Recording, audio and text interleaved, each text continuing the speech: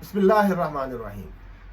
گزشتہ ویڈیو کے لیے جب میں مواد اکٹھا کر رہا تھا تو کچھ ایسے انٹرسٹنگ حقائق سامنے آئے جو میں آپ کے ساتھ شیئر کرنا چاہتا ہوں۔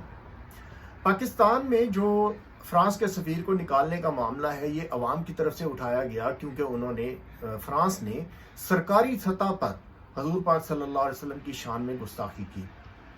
لیکن اس سے پہلے پاکستان سے ایک ایسے سفیر کو نکالنے کا کسی دوسرے ملک نے مطالبہ کیا، امریکہ نے مطالبہ کیا، جس کو دنیا میں صرف 3 ممالک نے ریکگنائز کیا تھا۔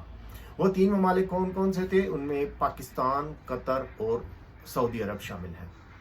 تو پاکستان سے جب یہ مطالبہ کیا گیا، حالانکہ سفیر جو ہے اس کو آپ جانتے ہیں کہ جنیوا کنونشن کے تحت تمام سفارتی عملے کو ایک پروٹیکشن اور امیونٹی حاصل ہوتی ہے اس ملک کے اندر، لیکن پاکستان نے ان سب چیزوں کو بالائے طاق رکھتے ہوئے اس ملک کے سفیر کو امریکہ کے حوالے کیا، اور جس حالت میں حوالے کیا گیا وہ کچھ اس طرح تھی کہ اس جو سفیر ہیں، وہ محترم سفیر، اس کو امریکن جو آفیشلز تھے ننگا کر کے مارتے ہوئے ہیلی کاپٹر میں اپنے ساتھ سوار کر کے لے کے گئے، اور پاکستانی جو آفیشلز تھے، جو پاکستان کے آپ کہہ لیں افسران تھے، ان کے سر شرم سے جھکے ہوئے تھے، اور بالکل جھکنے چاہیے۔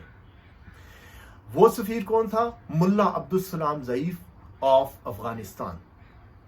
جو ملا عبدالسلام ضعیف افغانستان کے اس وقت پاکستان میں سفیر تھے، اور ان کو پرویز مشرف نے امریکہ کے حوالے کیا، حالانکہ ان کو امیونٹی حاصل تھی۔ پاکستان نے یہ سارا کچھ کیا کیوں؟ کیونکہ اس وقت ڈالر مل رہے تھے۔ ان ڈالروں کی خاطر ایک سفیر کو پاکستان نکالنے میں راضی ہو گیا اور امریکہ کے حوالے کر دیا، جو کہ سفارتی سطح پر اس کی بالکل اجازت نہیں تھی۔ اس کے بعد کیا ہوا، یہ سب سے انٹرسٹنگ بات ہے۔ جب ان کو حوالے کر دیا گیا تو امریکہ نے ان کو گوانتانامو بے کی جیل میں رکھا۔ اس جیل کے اندر ان کے ساتھ بہت برا سلوک کیا گیا، ٹارچر کیا گیا، لیکن بالآخر ان کو چھوڑ دیا گیا۔ اور آج وہی ملا عبدالسلام ضعیف جہاں بھی سفارتکاری ہوتی ہے افغان طالبان کی طرف سے، وہ اس کو ہیڈ کرتے ہیں۔ جہاں بھی مذاکرات ہوتے ہیں، چاہے پاکستان کے ساتھ ہوں، رشیا کے ساتھ ہوں، یا ایون امریکہ کے ساتھ ہوں، وہ اس ٹیم کو ہیڈ کرتے ہیں، اور وہ اپنا کردار اپنے طالبان کے لیے، اپنے افغان عوام کے لیے نبھا رہے ہیں۔ میں آپ سب لوگوں کی اطلاع کے لیے یہ بتاتا چلوں کہ طالبان وہ فورس ہے جس نے پوری دنیا کے ساتھ ٹکر لی۔ نیٹو اور non NATO allies including Pakistan, سب نے مل کر ان کے اوپر حملہ کیا، افغانستان کے اوپر حملہ کیا، اور الحمدللہ آج دنیا میں وہ سرخرو ہوئے ہیں۔ وہی دنیا جو ان کے ساتھ جنگ پر آمادہ تھی، انہوں نے اپنے سٹانس سے بالکل پیچھے نہیں ہٹے، انہوں نے اپنے مہمان کو امریکہ کے حوالے نہیں کیا، اور اس کے بجائے انہوں نے اپنی گورنمنٹ کو داؤ پر لگا دیا۔ لیکن آج اگر آپ دیکھیں، وہی دنیا جو ان کے اوپر حملہ کرنے کے لیے آمادہ تھی، آج ان کے ساتھ مذاکرات کرنے کے لیے آمادہ ہے۔ نہ صرف مذاکرات کرنے کے لیے آمادہ ہے، بلکہ ٹرمپ نے ان کے ساتھ جنگ بندی کا معاہدہ کیا، اور یہ کہا کہ ہم افغانستان کو چھوڑ دیں گے، there will be no boots on the Afghan سائل۔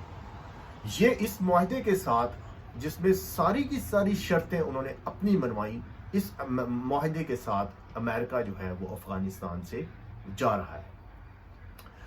اس کا ایک انٹرسٹنگ پہلو یہ ہے کہ پاکستان نے آپ کو پتا ہے کہ پاکستان اور انڈیا کی ایک جو مخاصمت ہے یا یہ تنازع پاکستان اور اس کا بڑا دیر سے چل رہا ہے، اور انڈیا افغانستان میں کچھ رول پلے کرنا چاہ رہا تھا، وہاں پر بیٹھ کر پاکستان کے اندر دہشت گردی کو سپورٹ کرتا ہے اور ان سب چیزوں کے اندر ملوث ہے۔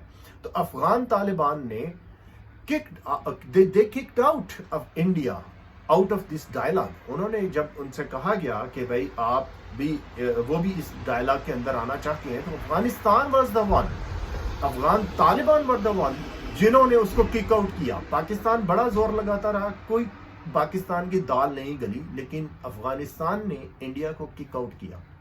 यहाँ तक कि ट्रंप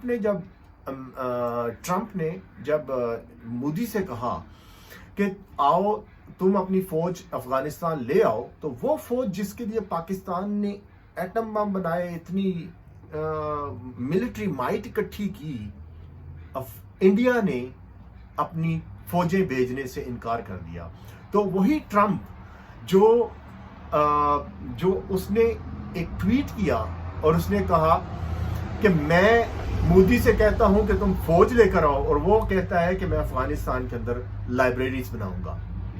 तो इससे आप अंदाजा कर सकते हैं कि वो तालिबान जो कि किसी नजरिए के लिए लड़ रहे थे, वो तालिबान जो किसी नजरिए के लिए लड़ रहे थे, उन्होंने अपना नजरिया नहीं छोड़ा और अल्लाह ने उनको कामयाबी दी। ये इसकी अल्लामा इकबाल ने क्या खूब कहा है, फजाए बद्र पैदा कर फरिश्ते तेरी नुसरत को, उतर सकते हैं गर्दू से कितार अंदर कितार अब भी।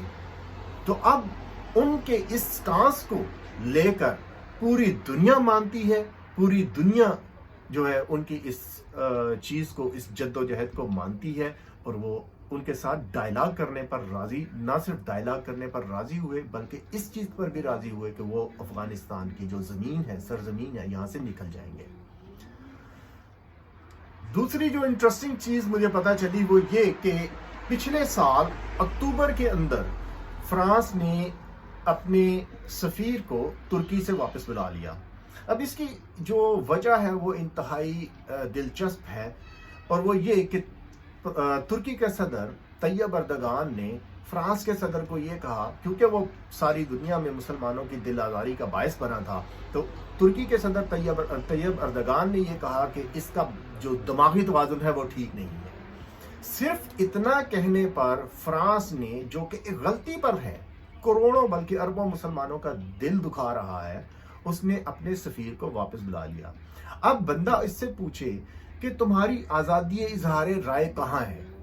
जिस आज़ादी इजहार राय का तुम सहारा लेकर हुजूर पाक सल्लल्लाहु अलैहि वसल्लम की शान में गुस्ताखी कर रहे हो, करोड़ों मुसलमानों के दिल आज़ारी का बायस बन रहे हो, वही आज़ादी इजहार राय अगर सदर तैयब अर्दगान ने इस्तेमाल कर ली, तो तुम भी इसको बर्दाश्त करो, तुम्हें भी चाहिए कि इसको बर्दाश्त करो। लेकिन बर्दाश्त करने की बजाय उसने अपने सफीर को वापस बुला लिया। तो अर्ज करने का मकसद ये था कि सफीर को वापस बुलाना या सफीर को वापस भेजना कोई इतना बड़ा मसला नहीं है जिसकी वजह से जो है दो ममालिक के ताल्लुकात इतने ज़्यादा ख़राब हो जाएंगे। सफारती सतह पर ये एक डिसेंट वे है अपना एहतजाज रिकॉर्ड कराने का। अगर पाकिस्तान फ्रांस के सफीर को वापस भेजता है तो इससे कोई आसमान नहीं टूट जाएगा। जिस टेक्सटाइल कोटे का सहारा लेकर हमारे वज़ीर आज़म साहब नहीं भेजना चाहते थे, वो तो फिर भी खतरे के अंदर है। वो कोटा अगर आपने देखा हो तो यूरोपियन यूनियन ने एक करारदाद रिसेंटली पास की, जिसमें उन्होंने पाकिस्तान से यह मुतालबा कर दिया कि अब आप अपना जो नामूसे रिसालत का बिल है वो भी वापस लें या उसको अमेंड करें। अब आप देखते जाएं कि अगर आप दूसरे मुल्कों की मान कर चलते जाएंगे तो इसकी लिमिट क्या होगी। ये हम सब के लिए लम्हा फिक्रिया है, और हमें सोचना चाहिए कि हमें गैरत और हमीयत के ऊपर सौदेबाजी करनी चाहिए, या दूसरे मुल्कों से ताल्लुकात रखने चाहिए, या कि हमें सिर्फ ट्रेड को देखना चाहिए। इस्लामी तालीमात भी हमें यही बताती हैं, और आज दुनिया का जो उसूल है वो भी यही बताता है कि अगर आप में गैरत और हमीयत नाम की कोई चीज़ है तो उसके ऊपर आप खड़े रहें।